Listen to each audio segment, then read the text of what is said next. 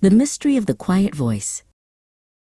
Dear Diary, today I had a big secret at school. The sun was going down, and my room felt cozy. I sat at my wooden desk and picked up my pen. I had a very important story to tell about a mystery I solved in the library today. It was all about a voice that wanted to be very, very loud. That morning, I went to the school library. The library was a place for tiptoeing. It was as quiet as a sleeping kitten. Ms. Reed, the librarian, stood by the door.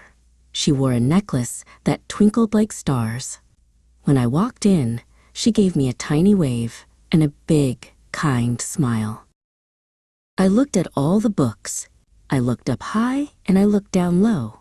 Then I found it. It was a book about a dinosaur with big, bumpy skin and a very long tail. My eyes got very round. I love dinosaurs more than anything. I sat down on the soft carpet to see the pictures.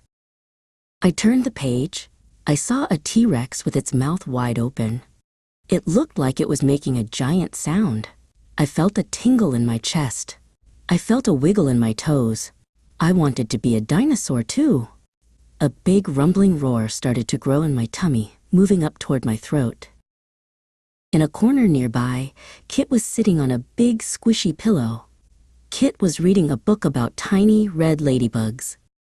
Kit was being so still that a real ladybug might have landed on Kit's shoulder. The library was so quiet that I could hear the soft flip-flap of the pages in Kit's book. I looked at the T-Rex. Then I looked at Kit. I knew my roar was going to be very, very loud. If I let my roar out, it would zoom across the room and bounce off the walls. It might even scare the ladybugs right out of Kit's book.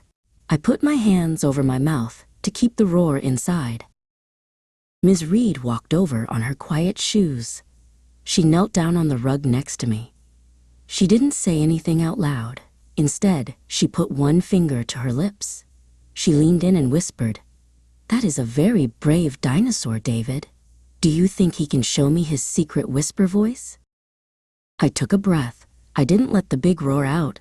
Instead, I made a tiny, soft sound. It was a whisper-squeak. It sounded like a little dinosaur talking to a flower. It was the best sound I had ever made. I felt very proud of my quiet voice. I crawled over to the squishy pillow and showed my book to Kit. Kit looked up and smiled a giant smile. We sat together and looked at the dinosaur's big teeth. I whispered the story, and Kit whispered back about the ladybugs. We were being very good friends in our quiet world.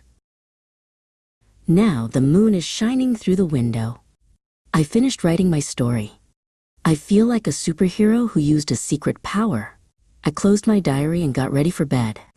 I wrote, "Dear Diary, my mouth wanted to be loud, but my ears heard my friends reading. I turned my roar into a whisper-squeak. Respect means my fun doesn't stop your quiet. It was a secret victory for my self-control."